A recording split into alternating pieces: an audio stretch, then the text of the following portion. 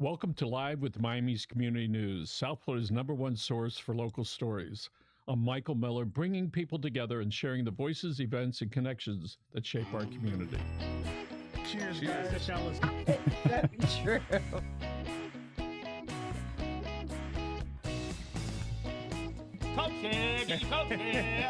I'm all in to be the Miami-Dade County mayor. That event. Tell everybody about it. What's next? What do we have to do? 2, 1.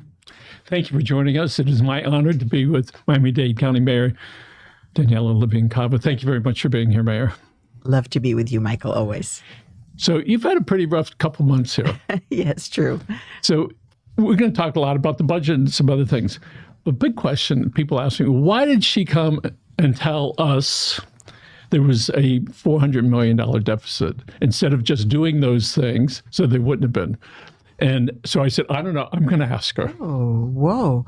Well, we get a certain amount of money every year that we can spend. It's really the general fund. So we have airport, seaport, libraries, fire, water and sewer and solid waste. They're all separate because they have their own source of funding. But it's the general fund, which is mostly the property tax revenue, but also state dollars that were decreased this year because we had to share it for the first time with these 5 constitutional offices. So looking ahead, we knew the money was going to have to stretch farther and we were going to be $400 million short. It was never a deficit because we don't have deficit spending. We can only spend what we have. It was a shortfall. And that's what we had July 15th when we submitted the budget. So you wanted people to know this is what's facing us. You have to tell the truth. This is the money that we have. But could you have made those changes?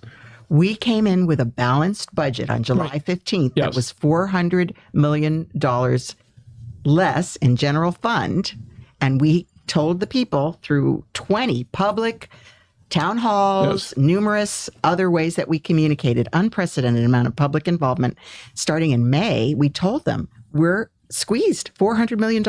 And this is how we are approaching it because we have no choice. So then what happened? The constitutional offices by law, and remember 3 of them are brand new, they can't have carryover. So they had a budget that they couldn't spend in this last fiscal year. They didn't have to tell us and didn't tell us by July 15th. In August, the information starts to trickle in, so we're able to revise the budget. The tax collector didn't even have to tell us until well into this next fiscal year that we're in now. But fortunately, he anticipated, he knew he couldn't spend all of the 2% that he was collecting off the top. So he let us know, and we were able to plug in some more money. And that is how we didn't actually add back $400 million. We had covered the $400 million in cuts, but we were able to restore some of the nonprofits and the arts groups and restore some of parks programming that we were going to cut. So there were different things that as these constitutionals told us and as we were able to reap some savings that we were able to plug things back in. So I know not-for-profits are dear to you. Yes, cultural affairs. Yes. And we talk with a lot of the not-for-profits. What advice and suggestions can you make for them looking forward to next year and the year after? Yeah. So, Michael, people might not know that I am a nonprofit guru, really. I know. Okay. And I've run numerous nonprofits. I've started nonprofits. Nonprofits are my heart. And this was particularly painful. Even organizations that I had founded were on the cut list. You understand? Yes. Of course, I can't. There's no favorites here. We had to cut $400 million to have a balanced budget in July. And then we got additional dollars and we were able to restore. So it was extremely painful for me personally, but I'm also a nonprofit capacity building expert. My former nonprofit, Catalyst Miami, originally Human Services Coalition, always focused on building coalitions, working together to find ways of sharing expenses and building revenue and building capacity. So I actually built that into county government as well, capacity building. So this was always my heart. Then here we are. This is not a sustainable fix. And we've made it clear to everybody. The commission has accepted on first reading to charge more to those who are going to be getting contracts with the county, an amount that could be set aside for nonprofits. It is not final legislation. It has not yet passed. And it will take a while, if passed, to build up a fund. So this is not a sustainable way to fund nonprofit organizations. So each of those organizations need to figure out where they want to be and how they're going to get the Yes. assets Yes. and the money to move forward. Another important point, because again, an organization that I founded was on that list. Those organizations that had received grant funding, which was about $16 million worth, had been getting that money for 10 years. Now, 10 years because it was supposed to be 3 years, but then the commission at the time couldn't agree to a process to re-solicit. And then again, they couldn't agree to a process to re-solicit. So the monies were carried forward for 10 years. So that creates its reliance. It's also wonderful because they're providing great service, but it was a false sense of security. Because it was based on Big Daddy being able to pass out that money, and now they have to do things. Yeah, I don't think other county governments do what Miami-Dade County has done to support nonprofits to the extent that we have. And I'm in favor of it. You know, my predecessor, not so much. I am in favor of it as long as we have the money. But right now we are facing new budget reality. And right now it is not sustainable. So each of those organizations have to figure out what they're going to do. I know some people, they change the infrastructure on there so they can afford what they have. Yeah. So anyway, we're trying to help them as best we can. Great. And publicize them and try to And Miami help them. Foundation with Give Miami Day, they're going to make it a week, not just a day. They're really working. We're working hard with the Miami Foundation and other philanthropy to come up with a plan, and we'll be convening nonprofits to help them as well. And speaking of plan, you brought up about property taxes. Yes. I hear about this move in Tallahassee. First, it was no property taxes for anybody, but it looks like the governor is trying to get, I don't know if it's him over the age of 65, or was it all property taxes? And how might that there are different affect? proposals, and the legislature will have to decide what to put on the ballot. And hopefully they're going to understand that local government is supported through property taxes because we don't have a state income tax. We're one of only a few states without a state income tax. So basically your police department, your sheriff, your parks, your roads, your transit, all kinds of basic services. Oh, your teachers. Okay, it doesn't come to Miami-Dade County, but your teachers, these are all paid for by your property taxes. Well, if that passes, when is that going to be? This upcoming session? Well, it would be put on the ballot, whatever the state agrees to put on the ballot, probably the following fall. Okay. And then it would take effect maybe for the following year's tax. I suppose there are going to be campaigns on both sides. Some people fighting it, some people promoting it. Interestingly, county government cannot lobby citizenry for ballot initiatives. So we can lobby the state legislature or federal government for things that affect county. But if it's the people voting for something, county is not allowed to. So how do we move from our own selfish, I'd like to save X dollars a year, to this bigger picture, which is they're going to be less pleased, they're going to be less stuff. It's not, you don't get this stuff for free. Yeah. So how do we split our heads in that for this bigger picture? Yeah. Well, everybody is struggling. We're in a time, especially here, the cost of living is so astronomical and has grown so much, especially with housing, which we're addressing very vigorously. And the good news is that housing prices are stabilizing. And I think we get a lot of credit for that because in the county, we've worked hard to increase the supply. That to be said, people want to pay less. So naturally, it's very attractive to say, yep, cut taxes here or there. But we need people to understand what they get from those dollars. It was sort of like after Hurricane Andrew, everybody called it St. Andrew, and everything was good for a year to 2 years. And then when all the money went away, people went, oops. Well, that's also true here because we had a very difficult economic picture during the pandemic. People were losing jobs, businesses were closing, people couldn't pay the rent or their mortgage, and we were able to stabilize and were considered the most recovered economy in the country. That to be said, we got a lot of federal money to help us out. Now that money is gone. I want to thank you for all the free COVID tests. Yes, that too. Yes. And you brought up about housing. I understand that this county's made some significant improvements in affordable housing, and that's a Yes. legal term, not what's affordable for you in particular.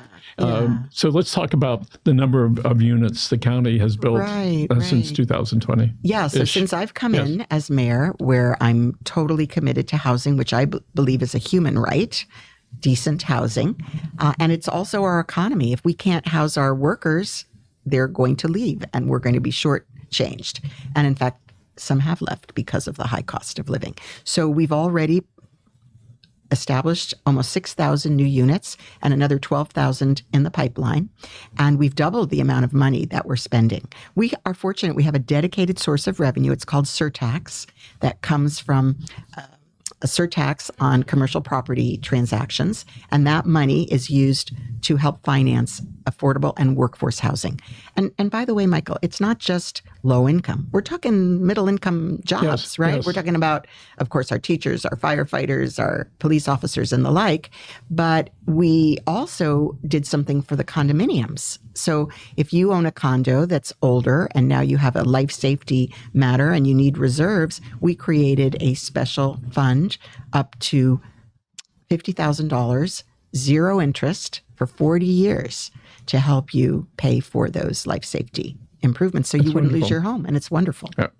And at the end of the day, you're protecting their housing, protecting their safety, and stopping an affordable housing problem. Right. And risking losing people that we need in our Yes. community. Yeah.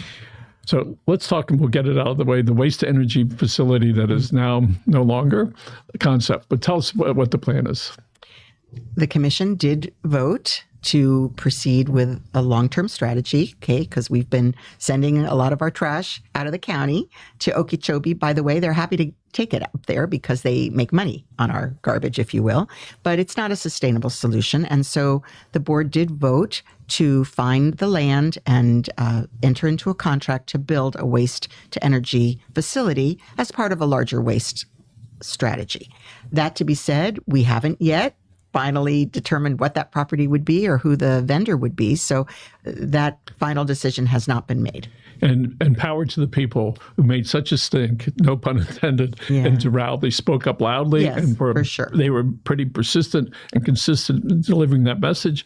And from what I recall, some of the other commissioners said, we don't want to go into our area too. So 3 or 4 people signed on to that. Well done, commissioners, to be able to do that. Yeah. And so currently, a lot of the trash goes up. One of the vendors takes it to the middle of the state. Plus, we have the one here.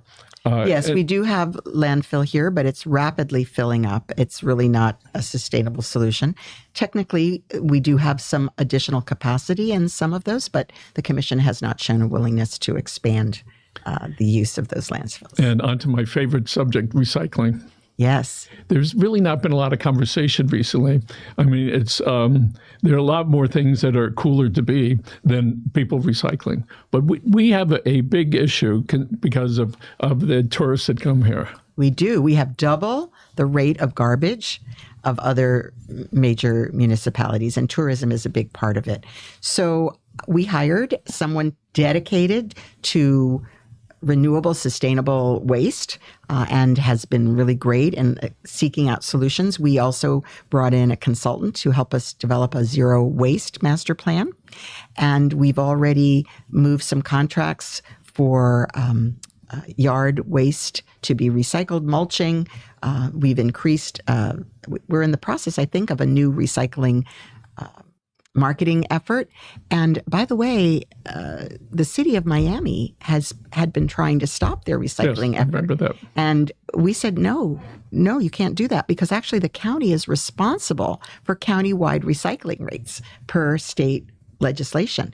And we've done more enforcement around recycling right, more education, and we're going to continue to do that. And we have a young lady that's on staff in your recycling department, Jean Marie Massa. What a Yes. great lady. When she comes down, we have the best time.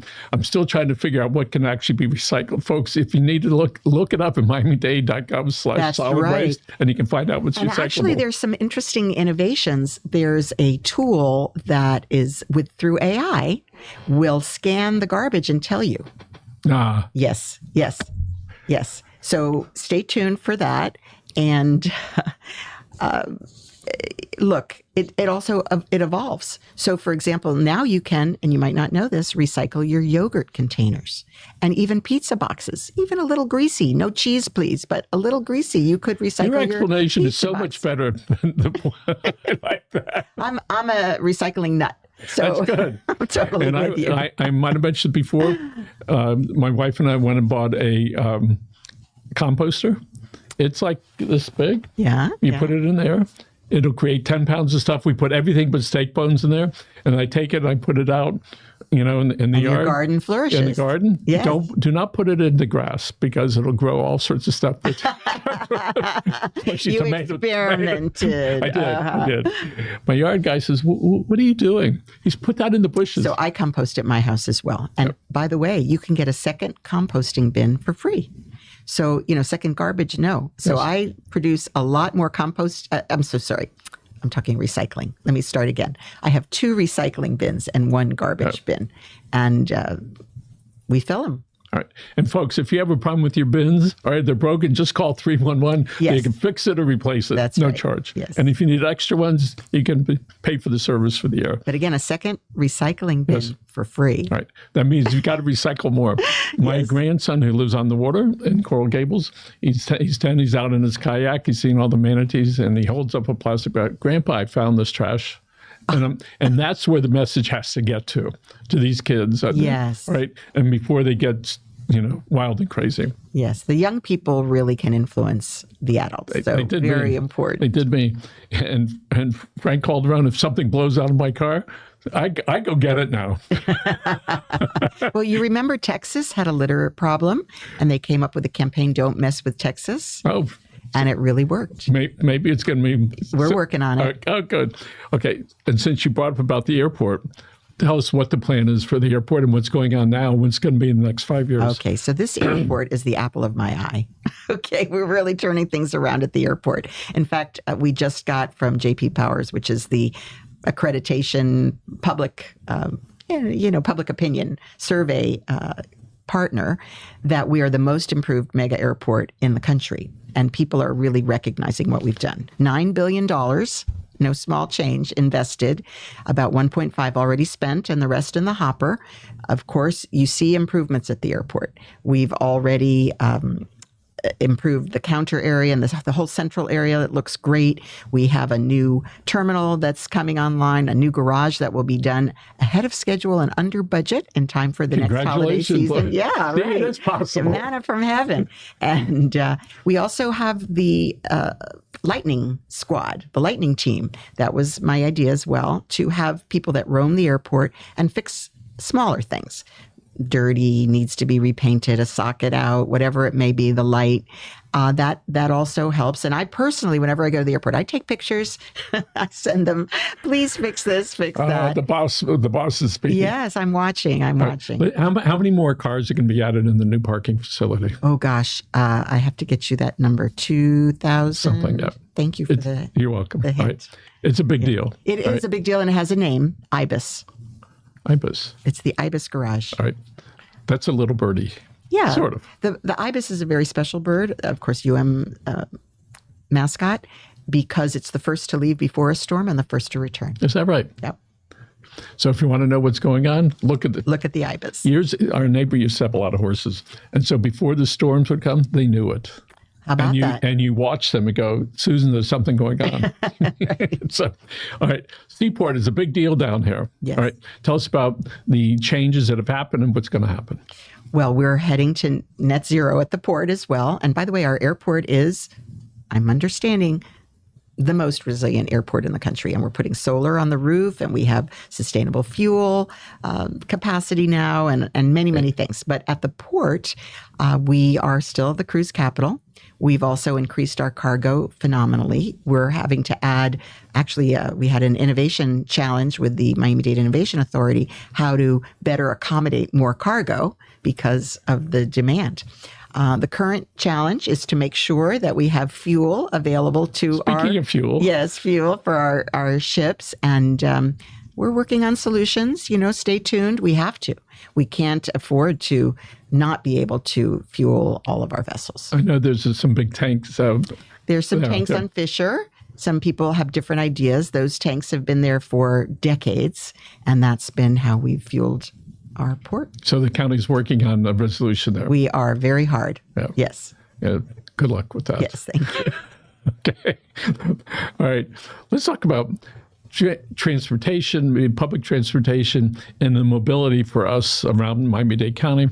Certainly that's in the top 2 or 3 things that people talk about. And I know it's one thing that we like to sort of complain about, but reality is, move to Iowa if you don't want traffic, right? Well, my predecessor used to say it's a sign of economic growth, but at the same time, it's a great inconvenience, and it's also a great stressor, right, if you have to sit in traffic. So stay tuned, because we're going to be cutting the ribbon in another couple of weeks for the South Dade Metro Express service Very nice. on the Transitway. What about public transportation to the beach? I forget what they call that. Yeah, so at various points, the name has changed, but right now it's still under study. We're facing some new challenges. This federal administration is not so pro-transit. So we don't do these major projects without significant federal and state. The state also has cut back on transit and is trying to cut back further. So we're having to really reflect on all of this. And there was headwinds at the beach. The people on the south side of the beach were not so excited about having mass transit come in there, but it is one of our challenging corridors. And we not only have tourists, we have workers, even commuters that live there that would benefit from public transit. I'm hopeful, but right now we do not have any imminent plan. So we have the brochure that the county gave out in 1984, the opening of Metro Rail. Yes. You remember Richard Friedman? Uh-huh. He was one of the guys that fought it. He was well-intentioned, I think. So the old Cutler Ridge Mall is being built. There are going to be several thousand units, apartments there, and it's going to be a town center. That's Absolutely. there. It'll be great. And of course, with major mass transit, Yes. with the Metro service coming right there. And, we're talking about saving up to 40 minutes each way to get to Dadeland from Deep South Dade. Yes. It's a game changer. What's it? Mayor Otis Wallace, help is on the way. Mayor Glasner, help is on the way. Right. Let's talk about the, under the old regime, it was MDX, and now it's GMX, run by the state. Not run by the state. I'm sorry. It's got board members and correct. appointed by the state, some appointed locally, others. Yes. So there's been this conversation about the Kendall Parkway or West Kendall Parkway. Yes, no, yes, no, yes, no. What's the latest conversation about that? Well, GMX does prioritize the Kendall Parkway. There were concerns with the legal battle back and forth that the financing was going to cost more, so the price escalated. So I don't actually know the latest, but it's still part of their work program. And I remember some of the studies came out, depending on which side you're on, you could find the facts or the ill facts to support your position. I think it was proven that it wasn't going to be a great time saver. So you know which side I'm on. That to be said, it will also open up a lot of pressure for development out west in areas that are still protected, that there's a reason why we protect those areas. Okay, next. We have some 100,000 septic tanks, and depending on which figure, 2,000 to 9,000 of septic tanks that are sort of in trouble. But tell us the latest on that and what we're going to do to protect our waterways. Well, it's called Connect to Protect. And it's a great, great program. And we have been able to be aggressive in certain areas. So we've identified the lowest lying areas that have septic, and they are compromised already. When we have high water events, storm events, they can overflow. And then the nutrients from those septic systems can go into our waterways and into the bay. And part of the reason why our bay is in real trouble. We have not had one of those major fish kills like we had 4 years ago. That was so devastating.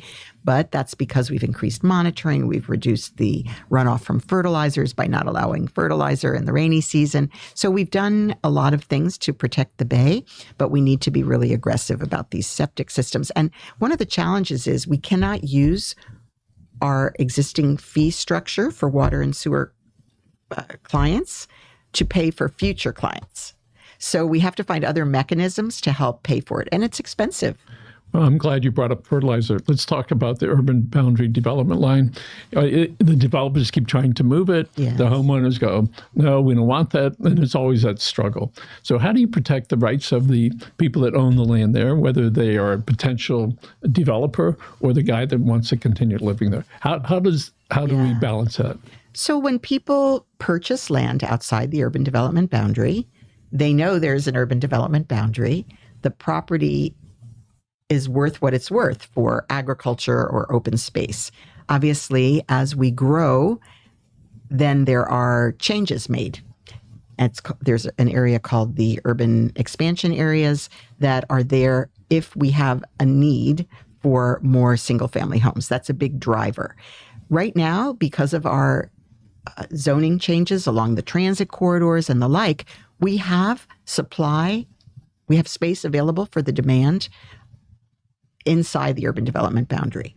So developers might find it cheaper or easier, or people might want to have more space, more land. But truthfully, under our current guidance, we shouldn't have to move the urban development boundary.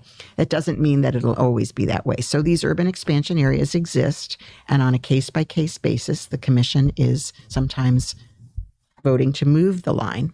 And I think they don't understand, many of them, why we have an urban development boundary. It's not to punish landowners. It's to protect our water supply, our natural environment, a buffer for the Everglades. These are real environmental and safety issues. And so these will all be revisited. I've just declared another what's called EAR process. So we've convened a group of people starting in October to think again about what changes might be needed at this time. So let's talk about the live work plan that the, what do they call it, from the state, where they said, we're going to tell the county what they can do. Well, Yeah. I've forgotten what they... SB 180. Yes, that's it. Yes. So how does that impact us here in Miami-Dade County? Yes.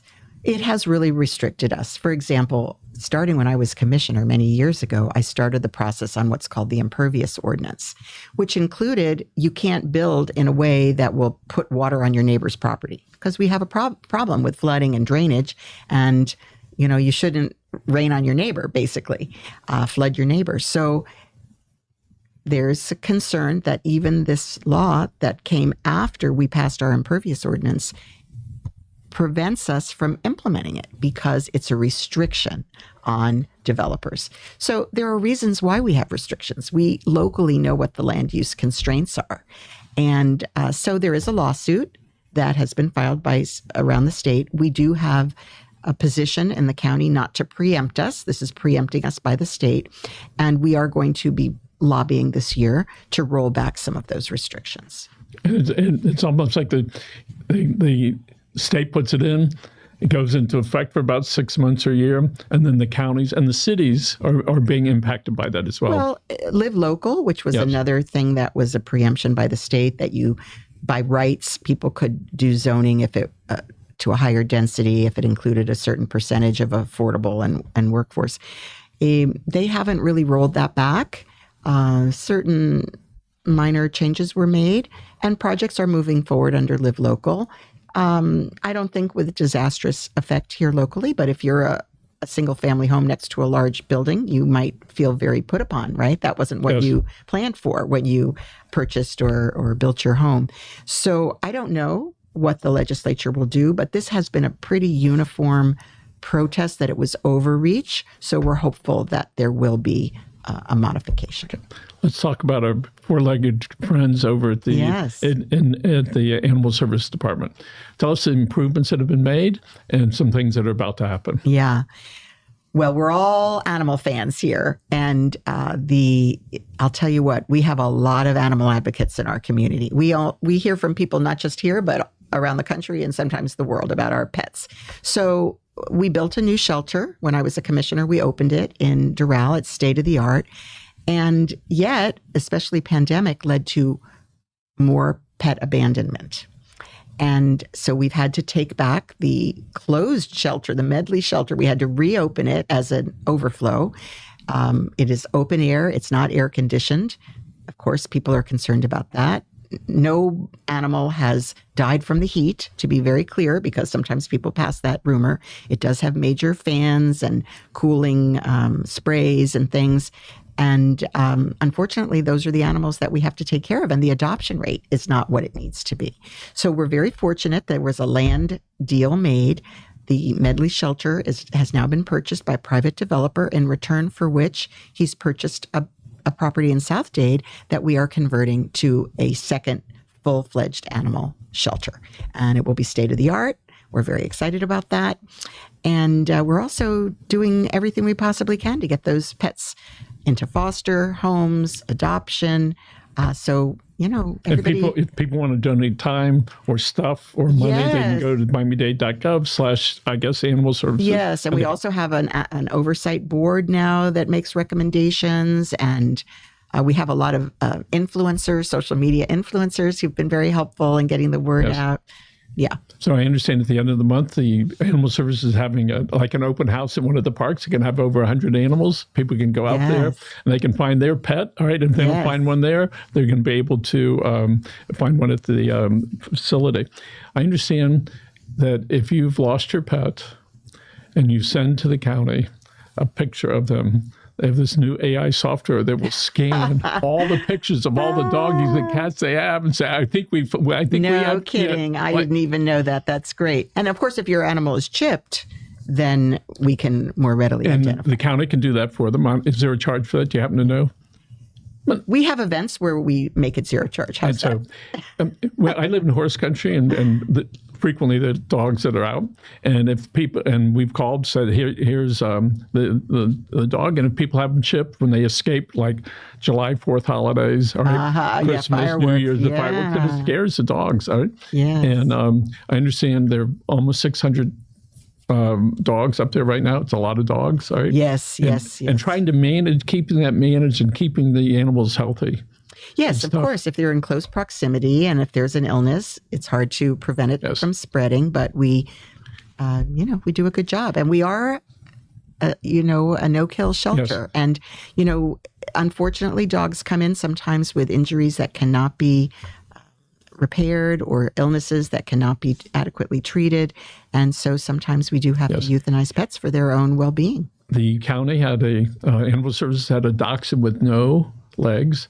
They gave it a wheelchair. I saw it running around. All right. It's like incredible. And so it really is an effort by the county to save those kind of animals that... Wherever we can, we will. And if that was a private guy, probably wouldn't have spent it because it's a bunch of money. Well, and we do have people that help us with that. So we appreciate that. It's very open. The population and the status of the animals is all available publicly. So years ago, when this big dog comes over to my house, sits at the front door, okay, give him some water, give him some food, all right? Doesn't go away. I walk down the street. He chases me, all right? Comes back. I go, what am I going to do? I'm trying to do something with this dog. So I said, I'm going to go for a walk. So this time I went the other direction. He lived next door. Oh, my goodness. That is exactly why the Animal Services Department recommends that you leave a dog in the neighborhood. Perfect example. And especially with the chips, we could scan the chip and then find out where the dog lives. A friend of ours lives in Coconut Grove. Some older guy who's been behaving guy, been there forever. His dog ran away. So the guy that works there got a picture of it, made some copies, and started putting them around. They found the dog 6 weeks later. It was at the Coconut Grove Playhouse. And the guy lives a block away. And the poor dog was running around trying to make his way home. So let's talk a little bit about how you consolidated some of the departments. Specifically, let's talk about Strive 305, which is now part of another organization. Yeah. But why don't you try to define what Strive is about, and then we'll talk about the future of it. Yeah. So Strive 305 is a program that I brought to the county. I had run a similar program as county commissioner in District 8, which, by the way, Commissioner Cohen-Higgins has continued. And what was the name of it? Accelerate South Dade. Yes. And so I brought it to the county to make it county-wide. And it developed a huge following. And we linked it to RISE loan funds at the Dade Federal Credit Union, which is a very successful program brought on by Commissioner Higgins. It's a revolving loan fund, and I don't remember, 10,000 businesses, something very large number of businesses have benefited from it. And also coaching, classes, multi-language, a hub where you can get ready access to all the programming, and also linkages to permitting, for example. So it's been a huge success, but especially since Manny Sid took over the reins. He, of course, was my opponent in the last mayor's race. He's a strong small business advocate, and he's a small business owner himself with a restaurant called the Mayor's Cafe in Miami Lakes. Miami Lakes, right. And so he and his partner Tico Casamayor, right? Yes. They are quite the duo. And you here at Community Newspapers have been a huge, huge anchor for us in spreading the word. So we've got, 75% of the small businesses already somehow been touched. And wherever you go, especially through the ambassadors program, these are people in the community who are small business owners themselves, and they're helping to spread the word that we're here to So tell us about the future, some coordination may be done. Yes. So, we're an incubator. I personally like to incubate things. And so we incubated this, and now in partnership with the Beacon Council, which is the economic development arm for our county, has agreed to take the lead. So it's still a partnership with Miami-Dade County, but they are going to be helping us to move it forward and expand the impact countywide. So remember, we started off this conversation about years ago when, you have something right there, where you showed up at one of our events and there were 40 people there, and 3 were women. I said, I'm going to do better.